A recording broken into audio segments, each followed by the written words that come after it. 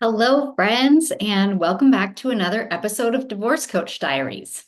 So, today I want to talk about fact versus story. And these are things that I talk to my clients about every single session. Learning the difference between these things and figuring out and practicing how to slow down enough to question whether or not what you are thinking is your story or the facts. And before we get started, I just want to tell you that whatever you are thinking makes perfect sense and it's okay. And you have permission to keep thinking whatever it is that you want to think. But if you find that a lot of what you are thinking is causing a lot of pain for you, then let's slow it down and decide if we want to keep thinking this or if we want to start to untangle and figure out, is what we're thinking actually just the facts? Or is it a lot of painful story that we might want to take a look at? So, I recently saw the most funny video that illustrates this perfectly. And maybe you've seen it. I've seen some different variations of it. But basically, it's the video of this girl, maybe about college age, I'm not sure. But she's crying, her makeup is running, and she gets on and she says, I have to leave home. I can't live here anymore. My mom says she doesn't love me anymore. And in the background, you hear the mom say, That is not true. That is not what I said. I simply said, You're too old for an Easter basket. And the girl yells back to her, That's exactly the same thing. And so I think that this is so funny and it proves this perfectly what we're going to talk about today. This girl thinks that she is telling us a fact. In her mind, she thinks that it's a fact that her mom doesn't love her anymore. Her mom says, That is not what I said. I did not say that I didn't love you. I said, You're too old for an Easter basket. But that's not what the girl hears, and that's not what she is internalizing. The meaning that she is making from that mom's quote of, You're too old for an Easter basket, is that her mom doesn't love her anymore. And I know that this is a really silly example, but it illustrates it perfectly. The meaning that we make of the facts is often painful and it's just not accurate.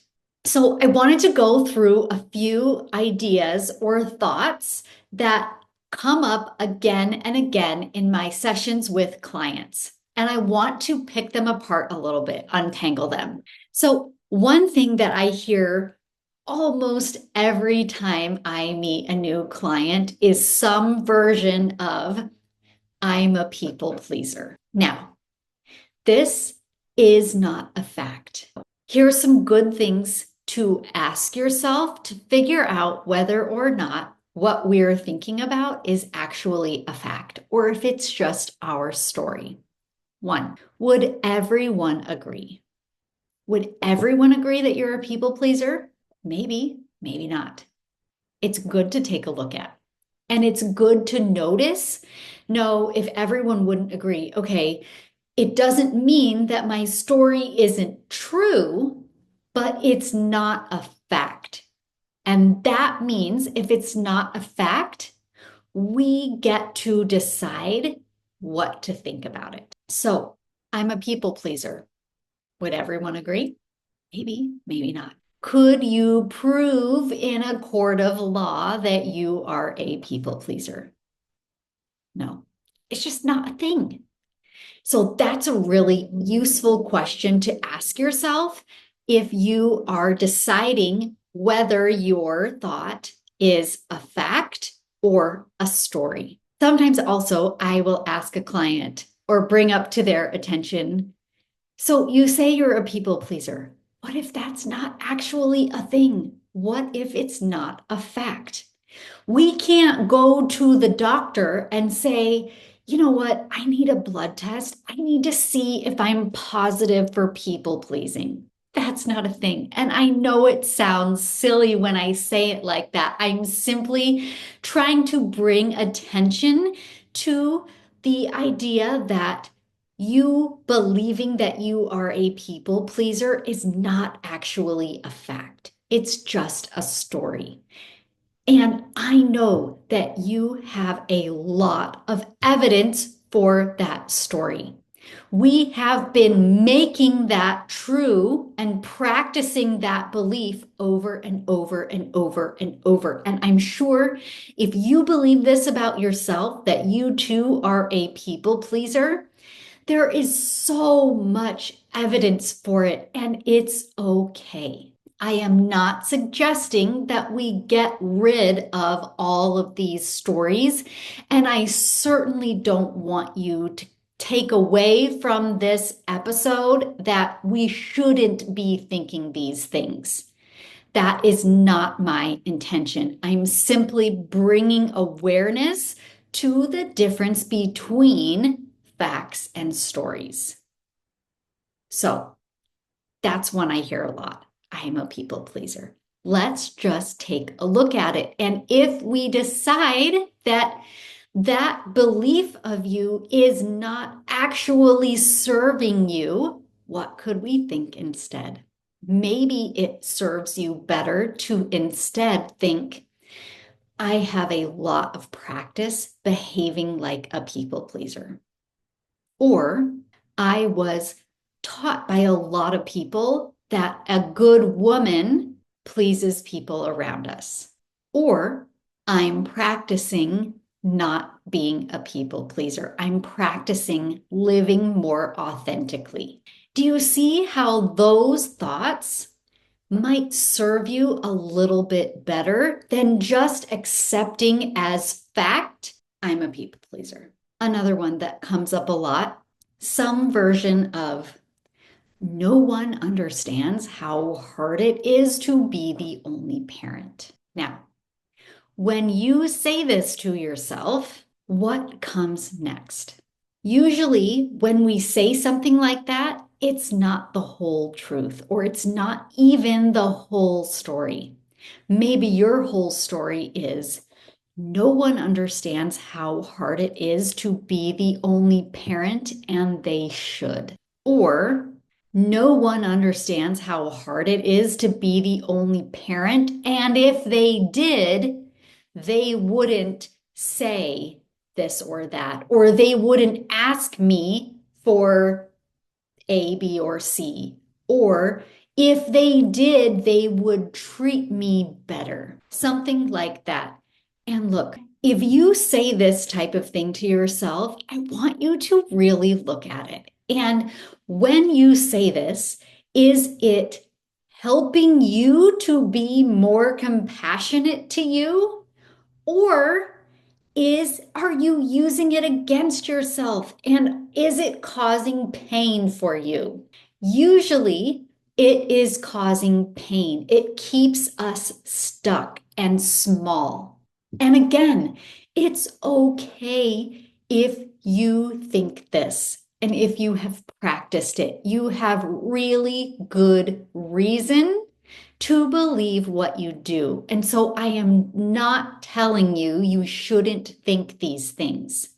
But instead of thinking these things and not questioning them at all, let's slow it down and think about it on purpose and just sit with it for a minute and decide, is this something that I want to keep thinking? Or do I want to practice something slightly different? Maybe even nobody understands how hard it is to be the only parent, and it's okay. They don't have the same life experience that I do. I don't need them to understand.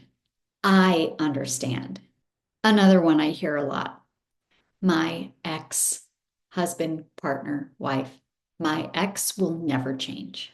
Now, this is not a fact. It can't be. It's impossible to be a fact because we're talking about something in the future. It hasn't happened yet. It has to be just a story. Now, again, if you think this, it's okay. You have really good reason to think that. But if this story is a really painful story for you to sit with, let's take a look at it. So, here's one reason why this is such a painful story for us. We have no control over it. It's about the other person. So, us spinning in wishing things would be different or thinking we know how much better something would be if the other person changed, it's just not helpful at all because we can't do anything about it. And it makes sense. If your experience is full of pain and heartache and really hard challenges, of course you want this person to change. Of course, it makes perfect sense. But us continuing to feed the story of my ex will never change is just not going to serve you. Maybe you attach to the end of that sentence something like, my ex will never change, and if they loved our kids, they would. Maybe. But what if the way that that person is behaving is the very best that they are capable of? And sometimes people's best is terrible. But what if their behavior has nothing to do at all with you or your kids and everything to do with them, with their pain, with their fear, with whatever it is that they are going through? So, yeah, maybe they won't change. Maybe part of your painful story with this is my ex will never change and I'll always have to do everything. That is so painful to think like that. And you know what? It might be true. They might never change. They might never show up the way that you are hoping that they will. Maybe part of your story with this is my ex will never change and I'll always have to do everything for everyone. Is that true? Maybe, maybe not. Again, we are putting things into the future. They haven't happened yet. We can't possibly know how everything is going to work out in our lives. It's just a made up story in your mind. So, yes, you might be right. They might never change. But is that thought serving you? It's not a fact. It hasn't happened yet. So it can't possibly be a fact. Again, I know that you have so much evidence that it's true, and you might be right. But is it a story that you want to keep giving so much attention? Maybe, and maybe not.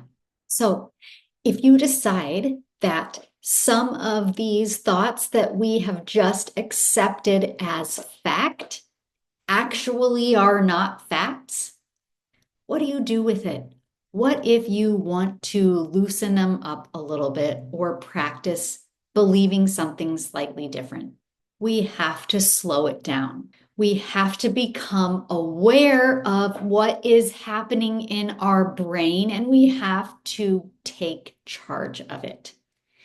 So, when you notice some of these thoughts or stories showing up again and again and again, just start taking note.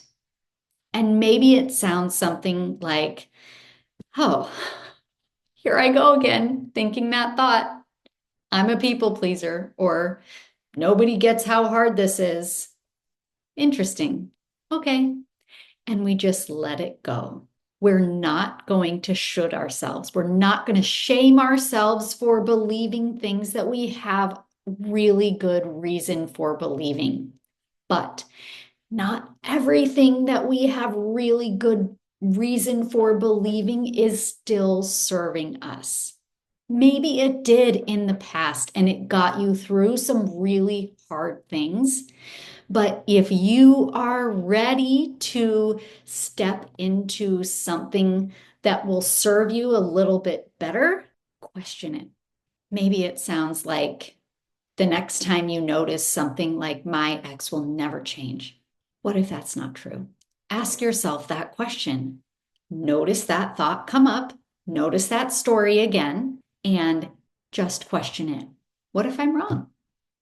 Maybe. I don't have any control over it at all, and I'm willing to be wrong about this. What if it's not true? I'm a people pleaser. Oh, there that is again. What if that's not true? Oh, yeah, maybe it doesn't have to be true. So, do you see? We're not telling ourselves we shouldn't think that anymore. We're not telling ourselves, you're so dumb. Why can't you think something else? That's a toxic thought for you. We're not doing any of that. Again, you make perfect sense. Where you are right now is the perfect place for you. It makes total sense based on your whole life experiences. But if there are some really painful stories going on for you, question them. What if that's not true? And just see what comes up.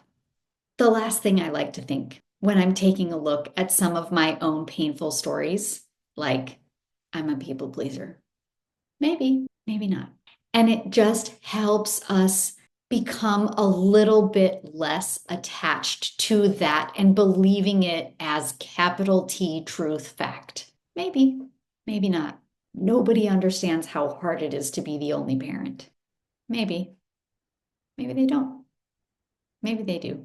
We don't have to take it on and we don't have to believe things that just aren't serving us for the only reason for your sake. We don't need to try to change or convince anybody else of anything. They get to believe whatever it is that serves them, or we get to let them continue believing things that aren't actually serving them, and it's okay. But we get to be the ones in charge of moving through and moving past some of these stories that we have just been believing as facts. So, my friends, if you want help with this, come and see me. Book a free coaching call, megthedivorcecoach.com/free coaching. Let me help you untangle some of your painful stories that you are ready to let go of just a little bit. Or if you think that you have a bunch of facts and I am wrong about all of it, come and talk to me. Let's talk through it and see what actually is fact and what are maybe some painful stories. And it doesn't mean that your stories are not true. It just means that maybe you want to let go or change how you're looking at it just a little bit for your sake, so that you have more space inside of you to show up how you really want to. So, my friends, tell me what you think about this. I can't wait to hear from you. I would love to meet you. Come and find me everywhere on social at Meg the Divorce Coach. I can't wait to meet you. Have a great weekend.